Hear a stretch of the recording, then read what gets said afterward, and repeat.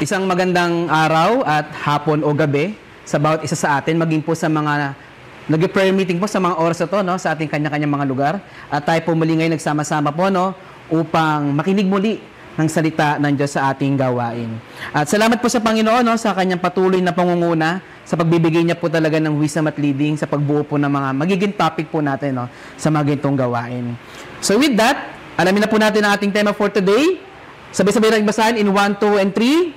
Manalangin ay di biro. Ayan. Siguro meron na kayo naisip na isang kanta, no, na medyo connect or related sa ating pag-uusapan ngayon. Pero bago yan, tayo pa manalangin muna. O mahabaging Panginoon, masalamat po muli, Lord God, sa pagkakataon, Lord God, na kami ay kakain, Panginoon Diyos, ng iyong salita. Salamat po, O Diyos, dahil po namin ikaw po ang nagbigay, Lord God, ng mga salitang aming maririnig, Panginoon. We're praying, Panginoon, na ikaw po ang mangusap, Lord God. Itago mong muli ang iyong lingkod sa iyong likuran, Panginoon, ang biyaya mo at habag mo ang makita at lahat po kami mapagpala, Panginoon, ng aming munting pag-uusapan. Salamat po sa pangalan po ni Jesus. Amen. So tulad po na sabi ko, no, manalangin ay di biro. Pero bago tayo magpatuloy, meron po akong gustong ipanood sa inyo. Isa siyang folk song, no? Sikat na sikat po siya. Siguro when you say folk song, no, ito yung mga hindi makatutubo, mga awiting Pilipino, like Leron-Leron Sinta, na buko ng papaya. Nakakalikot ng buko pero papaya. O kaya yung bahay kubo, na ang pinakalan naman yung mga iba't ibang tanim sa kanilang bakuran. So, pakinggan lang po natin yung isang folk song na ito.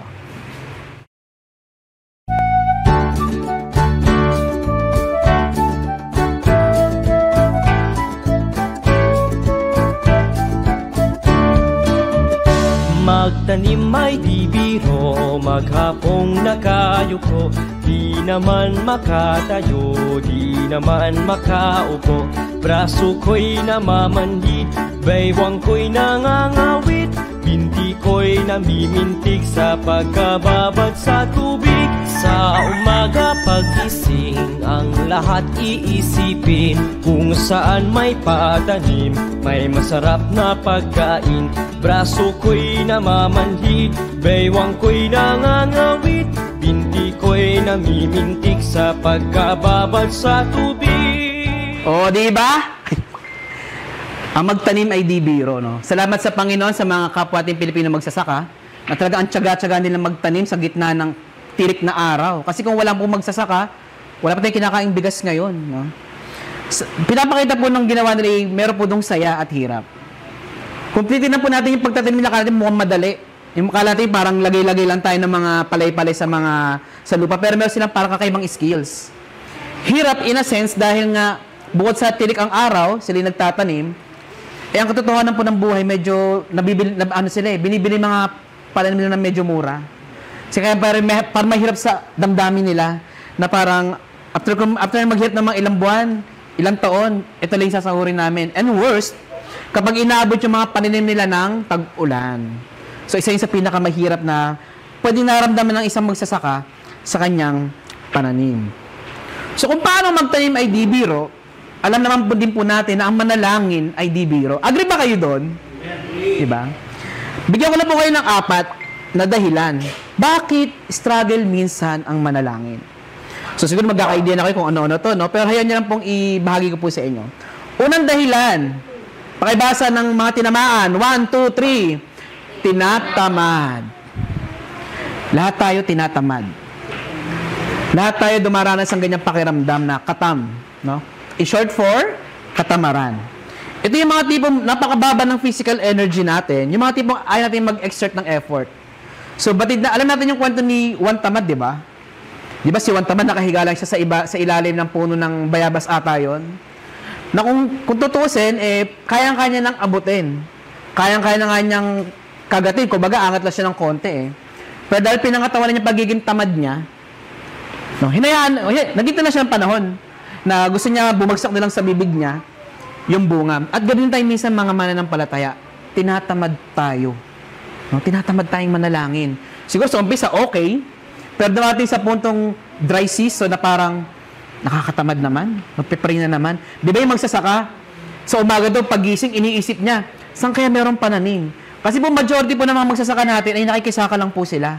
Bibihira po yung malaman natin magsasaka na meron siya sariling lupain. At tayo mga Christian, pagising sa umaga, ibis na isip natin paano kausapin ng Panginoon, isip agad, ano bang, lalo pa nagkatrabaho ka, no? Ano bang task ko for today? Pag estudyante ka naman, ano ba yung mga assignment namin ngayon? Ano ba yung mga activities namin ngayon?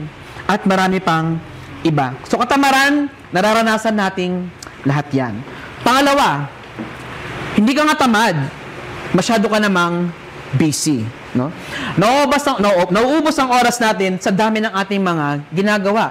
Marami tayong mga naka-schedule sa araw-araw. Siguro, kung ikukumpara natin sa tamad, kasi yung tamad walang desire eh. Talagang tamad siya eh. Siguro yung isang tao masyadong busy, gusto naman niya mag-pray. May desire naman siya, kaya lang, sa sobrang dami ng ginagawa niya sa maghapon, uuwi na siya ng drain na. Wala na siyang energy. At tayo, ba't hindi tayo nagtatrabaho ang lahat sa atin? Kasi araw-araw may mga ginagawa tayo, di ba? Na umuubos ang ating lakas. At dahil nagsisikip naman tayong manalangin, nagagawa naman natin mag-pray bago matulog. Yung nga lang, kinabukasan na yung Amen. Diba? Sa sobrang busy natin mga kapamuso, gusto man nating manalangin, hindi natin nagagawa. At nagiging excuses natin minsan yan. Masyado akong busy para mag-pray. Yung unang dalawa, pwedeng tumutukoy sa atin bilang tao. Itong huling dalawa bilang isang mananampalataya. Letter C, pakibasa ng lahat. 1, 2, 3. Kulang sa pananampalataya. Kulang sa pananampalataya. Hindi ko po alam kung naranasan niyo na po ito, o dumaan na kayo, o dumadaan kayo, o ang bawat isa sa atin. Ito po yung mga panahon, nasa season of doubting tayo. Nagdududa na tayo sa Panginoong Diyos. In a sense na, narinig ba talaga ng Lord ang aking mga prayer? Kailan ba niya sasagutin yung aking panalangin? Kumbaga, lalo may mga panahon sobrang tagal na, di ba? Di ba, isa na sa bagay, pag sobrang tagal, nawawalan tayo ng hope, naging hopeless na tayo, at hinahayaan na lang nating lumipas sa mga panahon. Mahala natin yung si Prophet Elijah. No? Alam natin yung kwentong to, no? Nung feeling niya, nag-iisa lang siya, kasi siya na lang natirang faithful. Siya lang natitirang mananampalataya ng panahon yon. At sa sobrang pagdududa niya, gusto na niyang mamatay. Gusto na niyang tapusin ang kanyang buhay. Pero sabi sa 1 Kings, chapter 19, verse 18, ngunit 7,000 sa Israel ang ililigtas ko, ang mga taong hindi lumuluhod kay Baal at hindi humahalik sa kanyang imahe. Nagbigay ng assurance si Yahweh na hindi siya nag-iisa. Binigyan ni Yahweh si Elijah ng encouragement para tumaas yung kanyang moral. At di ba, meron pang isa, minsan, kapag dumating sa puntong nakukulang sa pananampalataya, baka minsan kailangan natin kumain. Physical food and spiritual food. Yan po. At kapag dumating po sa puntong tayo nagkukulang sa pananampalataya, bukod sa tinataban tayong manalangin, umabot din sa punto tayo ng letter D, tayo ay kulang na sa burden. Paano masabing kulang ka sa burden o kulang tayo sa burden? Ito yung pag wala tayong masyadong pakialam sa mga people around.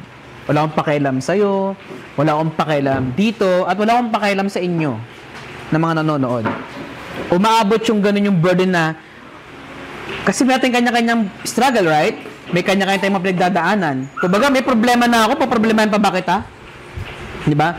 Pero tandaan natin yung sinare sa atin ni Sister Jonah last prayer meeting, Galatians 6:2, na tayo magtulungan dapat sa pagbuhat ng pasanin ng bawat isa. Hindi, kumbaga, kahit tayo mayroon personal na problema, dapat magkaroon pa rin tayo ng pasanin sa ating kapwa. Lalo na kung tayo talaga ay makakatulong sa mga ito. So, ulitin ko lang yung 4 na struggle minsan sa prayer. Tinatamad? Masyado ba tayong busy? Kulang na ba tayo sa pananampalataya? Kulang na ba tayo sa burden? Kung nararanasan natin, kung nararanasan mo, ang isa sa mga yan, o baka nga lahat yan, no? Congratulations po, mga kapamuso, kung nararanasan nyo yan. Kasi ibig sabihin, totoo po ang battle sa prayer. Totoo ang hindi talaga biro ang manalangin dahil merong pagpili at merong mga laban tayong kinakaharap. At sa totoong buhay naman po talaga nating bilang Kristan, tayo po hindi marunong manalangin. Di ba nga, pag opening prayer pa lang sa atin, takot na tayo. Mag-pray nga ng pagkain, nagtuturuan pa tayo. Ganun yung takot natin para mag-pray. Kasi sabi sa Romans 8:26, gayon din naman, tinutulungan tayo ng Espiritu sa ating kahinaan, sapagkat hindi tayo marunong manalangin nang nararapat. Kaya't ang Espiritu ang namamagitan para sa atin at dumaraing sa paraang hindi natin kayang sambitin. Paalala po sa bawat isa sa atin kapag tayo natatakot mag-pray. Ayoko mag-pray kasi hindi ko alam ang sasabihin. Hindi naman pagandahan ng salita yan eh. Hindi naman kailangan ng Lord ng mababulaklak na salita. Ang kailangan niya yung talagang taos sa pusong pananalangin. At syempre po, hindi po madamot ang Diyos.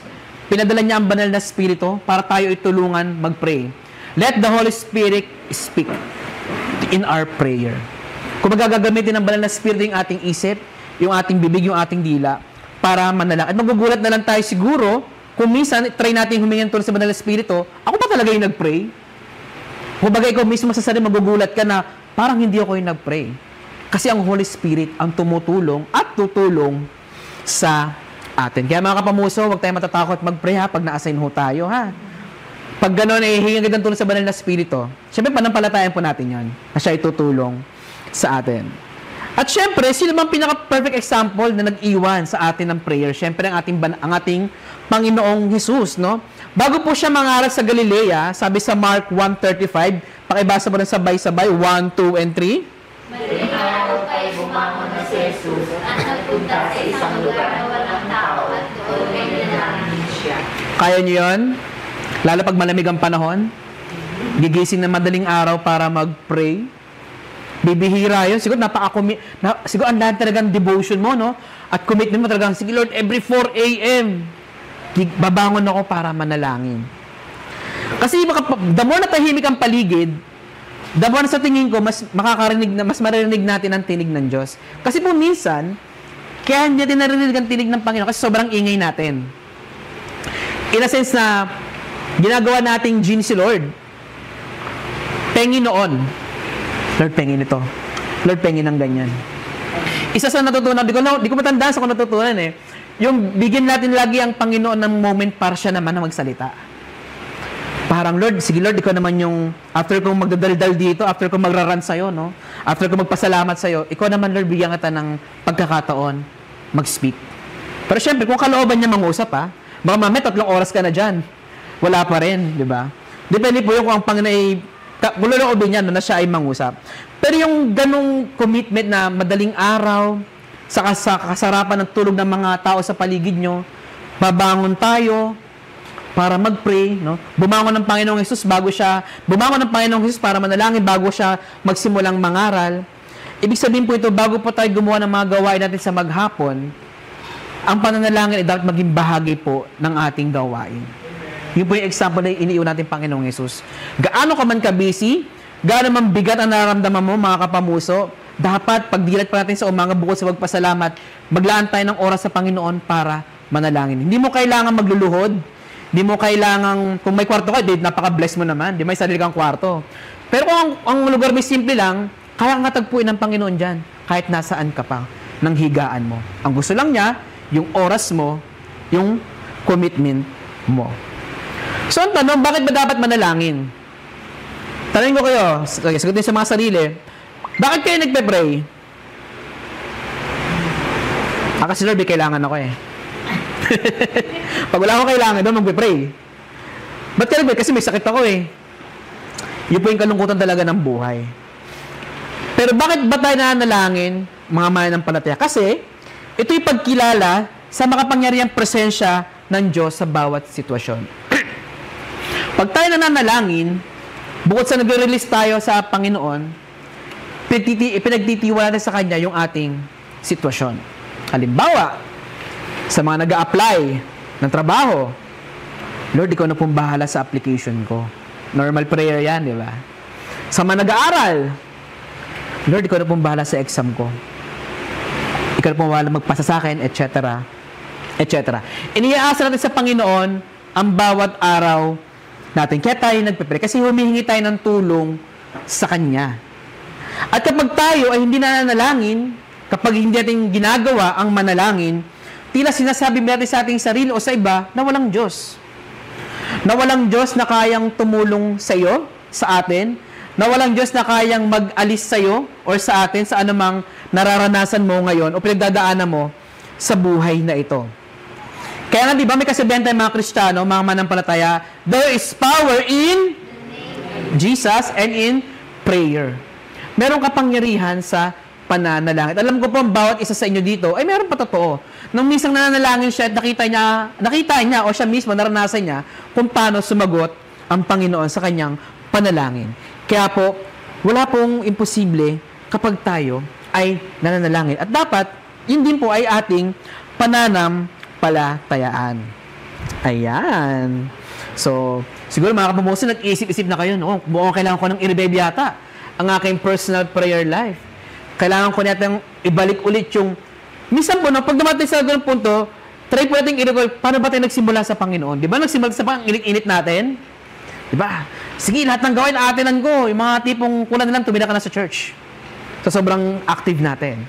Pero dahil tumatanda tayo, lumilipas ang panahon, nagkakaroon tayo ng mga pagpili sa buhay, nagkakaroon tayo ng mga pagpili nga, kasi may trabaho na, dito ganyan. Minsan yung mga ganitong, yung mga religious activities, parang naisasantabi natin kung minsan. So, sana po mga kapamuso, mga kasama dito nanonood dyan, yung prayer po, wag na wag po natin iwawaglit sa ating buhay Kristiyano. Meron po akong gustong ibahagi sa inyo, no? Credit po kay Pastor Vlad's, kung tama, pronounce ko, no? Sabchuk. Yan. Siya po yung lead pastor ng Hungry Generation Church sa Pasco, Washington. So, natanda ko bigla yung nag-preach po ako noong February na Faith in 3D. Diba? Faith defined, faith determined, determined ba? Faith and faith directed. Sa kanya rin, 3D din. Prayer in 3D. Pero tinagalog ko na lang, syempre. Mabilisan po. Una, ang pananalangin daw ay, pakibasa 1, 2, 3. Isang desisyon. Paano masabi ng pananalangin isang desisyon? Paano ko mag-decide? Di ba parang decide ka kasi gustong-gusto mo? Diba? Eager na eager kang gawin, excuse me, ang isang bagay, ano man ang ating sitwasyon. Diba?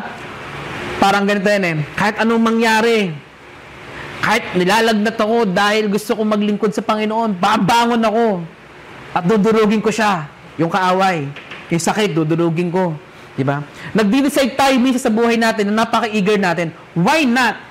Pagdating sa panalangin, maging decisive tayo, maging eager din tayo na, hindi, kailangan mag-pray. Kahit pagod ako, kahit mabigat ang nararamdaman ko, kahit may problema ako, magpe-pray ako. Dapat ang panalangin, pinagdidesisyonan din yan sa buhay. Bagamat oo, tayo mga tao, marami tayong maling desisyon. Gumawa tayo ng tamang desisyon, mag-pray tayo. Pangalawa, ang panalangin ay isang disiplina. Sa English ay discipline. Ito yung paglalaan natin ng oras. Specifically, kung kaya naman ang schedule natin na halimbawa, sige, tuwing ganitong oras, Lord, tuwing umaga, magkipag-ulayo ako sa'yo. Busy ka sa magapas, sige, Lord, bago po ako matulog. Pero huwag naman yung tipong pagod na pagod ka na. Magtira ka naman ng konting lakas, no? Para sa Lord, para makipag-fellowship, no? Tulad ng, di ba, ang athlete, may athlete ba dito? Athlete sport? Di ba, ang isang atleta, paano ba hinahanda kanya sarili bago maglaban? Diba, discipline, kain, disiplina sa pagtulog, disiplina sa pag-ehersisyo. Kasi ang purpose niya ay manalo, no? Sa atin, ang purpose ng ating prayer, bukod sa magkaroon ng answered prayer, ay magkaroon ng normal fellowship with the Lord. Kumbaga, wala ka mang hinihingi sa Panginoon, ang pananalangin ay magiging bahagi ng buhay mo. At disiplina, pag dumating ganitong pagkakataon, Lord, mananalangin ako. Kumbaga, bahagi na siya ng buhay natin. Ang disiplina. So, di ba? Sa pag-unlad ng Pilipinas, disiplina ang kailangan. Sa paglagong Kristiyano rin, disiplina ang kailangan. Hindi ka lalago kung wala ang gagawin personally. Hindi ka lalago na umatin-atin lang sa church. Bagad makakatulong yon. Pero yung personal na paglago, personal effort mo dapat yan. Sabi nga sa Bible, dapat we must exercise our faith. Diba? At pangatlo, ang panalangin na isang kagalakan or delight sa English. No? Diba ang sarap ng pakiramdam? Halimbawa, nagpapare-request si kapatid, halimbawa lang. Tapos nakibakas ka, di niya alam nag-pray ka, pero nakibakas ka. Tapos nakita mo, sinagot ng Lord yung prayer. Diba ang sarap ng pakiramdam? Na Lord, naging bakas ako dyan. Halimbawa sa Ezra natin, alam ko po, marami nagpe-pray sa Ezra, maraming salamat po. At alam ko po, bawat isa sa atin, every Sunday, excited na makita ko anong development ng ating Ezra kami. Ako personally, araw-araw, chinecheck ko, nakasipaparinig. Chinecheck ko po talaga yung pictures natin sa Drive. Kasi gusto ko makita, Lord, ano na ba yung nangyari sa church natin, sa development. Kasi nga personally, pinapag-pray ko talaga yung Ezra. Hindi nga lang ganun ka-diligent, pero pinapag-pray ko. Kumbaga, ang sarap kasi pakaramdam ng Lord, dati nag-uumpisa pa nung unang araw, no? Nung nag-go signal talaga na simula, nagtibag-tibag dito. Alam mo yung pakaramdam, ang saya-saya na, ito na Lord, ito na talaga, ito na yun. At ganoon din po, no, huwag po tayong makimakibaka sa mga prayer request sa mga kasama po natin. Lagi pong naalala, sinabi natin, Tess, kapag nakatanggap ka ng prayer request ng kapatid mo, halimbawa sa GC natin, di ba, normal sa GC, kahit anong ginagawa mo, tigil ka sandali, mag-pray ka. Yun po yung, lagi ko natatandaan kapag, kaya pag meron mga prayer request sa GC ng church, tigil sandali, iusol mo lang sa prayer. Lord, nilapit ko po sa ganito, ganyan, pagalingin mo po siya, provision po, etc. In Jesus' name, amen. Back to work. Tapos mag-update si kapatid. Salamat po sa mga nag-pray, blah, blah, blah, kasi gito, ganyan. Di ba, sarap sa pakiramdam kasi nagiging kagalakan yung answered prayer eh. Kumbaga, at least, di ba, masabi mo sa sarili mo na, Lord, may answered prayer na ako. Kasi bumakas ako doon sa prayer request ni kapatid. So, 3D in prayer. Ang prayer is isang desisyon, disiplina, at kagalakan or delight. Sabi nga po sa huling bahagi, patapos na, o di ba, bilis. Sabi sa atin basahin, 1, 2, 3, kapag ang panalangin ay naging ating ugali, ang mga himala ay nagiging ating pamumuhay. Medyo maganda siya sa English basahin, ano? When prayer becomes our habit, miracles become our lifestyle. Di ba bang isang bagay naging kinaugali mo na? Parang, di ba na parang naging, bagay ng buhay mo. Tulad ng prayer, kapag mahilig ka mag-pray, yung mga himala sa buhay mo, parang normal na lang siya. Normal mo siyang mararanasan. Siyempre, ando pa rin yung pagpapasalamat mo sa Panginoon. Diba? Tandaan po natin, mga kapamuso, hello mga kasama at sa nanonood, sikapin po natin maging man and woman of prayer. Hindi mo kailangan literally maging member ng prayer group, no, ng IPM, not really. Pero kung gusto mo, why not? Join na. Diba? Ikaw mismo personally, magdidesisyon, gusto ko Lord maging man of prayer. Kumbaga, mahilig manalangin. Mahilig mag-pray mahilig mag-intercede sa iba. Kasi believe it or not, meron din nagpe-pray sa'yo. No? Meron nagpe-pray sa atin. Bigla ko naalala yung shared post ko. Sabi sa shared post ko 11 years ago, kung ano tayo ngayon, yun ay bunga kung ano tayo noon. Di ba? Kung ano tayo ngayon, yun ay bunga kung ano tayo noon. Kung noon, magagalitin tayo, bla bla bla bla bla, marami nagpe-pray sa atin, pinagbunga ng Panginoon, medyo bumait-bait na tayo. Medyo umayos-ayos yung ugali na. Kasi ibig sabihin mga kapamuso, bukod sa nagiging intercessor ka sa iba, meron din nagiging intercede, excuse me po, para sa iyo. No? Kaya yon. So, sana sikapin po natin ng mga kapamuso kasi alam niyo po, ang boy Kristiyano, kanya-kanyang laban po talaga yan. Lahat po tayo may kanya-kanyang karera. Ang church po ay instrumento lang po ng Panginoon ng church. Pero personally, paglabas ng church, ang bawat isa sa atin may kanya-kanyang battle. Kaya ang prayer po, isa sa mga sandata po natin yan. Okay? So, sana po, yung prayer maging bahagi po ng buhay natin. At sabi nga rin po sa Romans 12:12, magalak kayo dahil sa inyong pag-asa. Magtiyaga kayo sa inyong kapighatian at palaging manalangin. So, ang keyword ay palagi. So, araw-araw. Kung marami kang oras, edi oras-oras. Di ba? Kung marami kang oras. Pero si Lord, siyempre, maunawain po ang Panginoon, ang gusto niya, ang nais lang naman niya, maglaan tayo ng oras sa Kanya. Araw-araw. In our devotion, in our quiet time, kapag nagmumuni-muni tayo, manalangin ka, sabi ng Panginoon. No? Kasi ang prayer, hindi lang po siya religious activity. Siya po ang way ng communication natin sa Panginoong Diyos. No? Kung meron tayong cellphone sa panahon natin, kung meron tayong messenger, di ba? Meron tayong prayer. Na di natin kailangan loadan. Di mo kailangan ng internet. Di mo kailangan ng malakas na wifi. Ang kailangan lang natin, maglaan ng oras para sa Kanya. Kaya nga, mga kapamuso, at may pa-conclusion pa ako, no? Ating last slide, 1, 2, 3.